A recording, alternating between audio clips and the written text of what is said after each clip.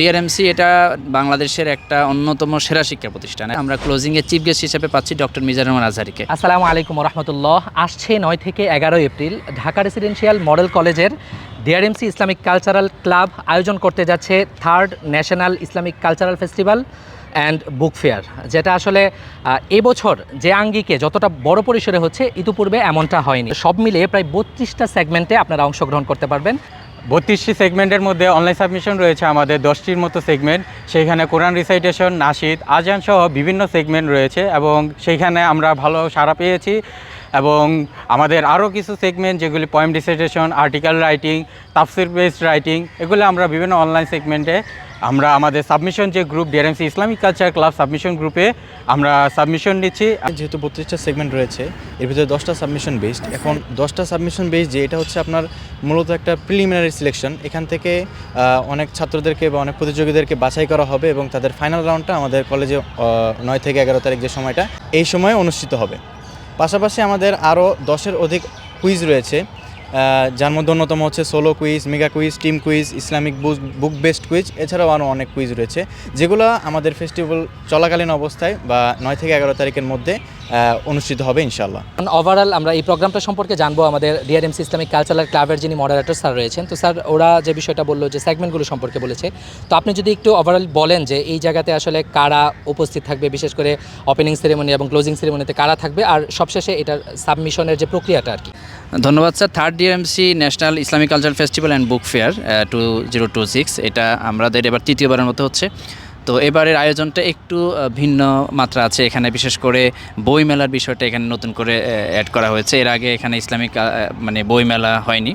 তো আমরা আশা করতেছি এটা খুব বেশি সাড়া জাগাবে আর কি।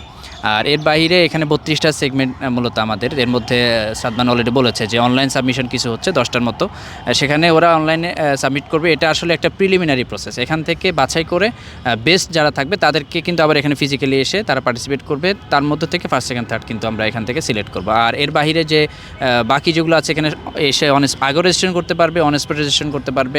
ম্যাক্সিমামগুলোতে 3টা গ্রুপ আছে, আবার অনেকগুলোতে আছে 2টো গ্রুপ আছে। কিছু কিছু সেগমেন্টে বিশ্ববিদ্যালয় ইনক্লুডেড, আবার কিছু কিছু সেগমেন্টে আমরা জাস্ট কলেজ লেভেল 12 পর্যন্ত আমরা ইনক্লুড করেছি। সেখানে মাদ্রাসা, স্কুল, যে কোনো জায়গা থেকে যারা অলরেডি অনেকেই অনলাইনে আলহামদুলিল্লাহ আমরা বেশ সাড়া পাচ্ছি অনলাইনে। আর আমরা আশা করছি অফলাইনে যেটা হবে 9 থেকে 11 এর মধ্যে আমরা বেশ সাড়া পাবো। এবং এর আগেও আমাদের এর আগে যে ফেস্টিভ্যালগুলো হয়েছে আলহামদুলিল্লাহ আমরা বেশ সাড়া পেয়েছি। গেস্টের কথা যেটা বলছেন স্যার, আমাদের এখানে বেশ চমক রয়েছে এবার। সেটা হলো আমরা ওপেনিংয়ে যাকে চিফ গেস্ট হিসেবে পাচ্ছি প্রফেসর মুক্তার আহমেদ, বাংলাদেশের একজন রিনাউন্ড ইসলামিক স্কলার। আর ক্লোজিংয়ে যার নাম আসলে না বললেই নয়, ইতিমধ্যেই এটা নিয়ে বেশ আলোচনা হচ্ছে। আমরা ক্লোজিংয়ে চিফ গেস্ট হিসেবে পাচ্ছি ডক্টর মিজানুর রহমান আজহারীকে। এখানে বুক ফেয়ারে বাংলাদেশের বড় বড় যারা প্রকাশনী আছে তারা আসবে। আরেকটা বিষয় হচ্ছে ক্লোজিং সেরেমনিতে আমাদের একজন স্পেশাল গেস্টও আছেন। তিনি বাংলাদেশ সংসদের হুইপ, মাননীয় হুইপ মিয়া নুরুদ্দিন আহমেদ অপু, তিনিও আমাদের স্পেশাল গেস্ট হিসেবে থাকবেন আজহারী শেখের সাথেই।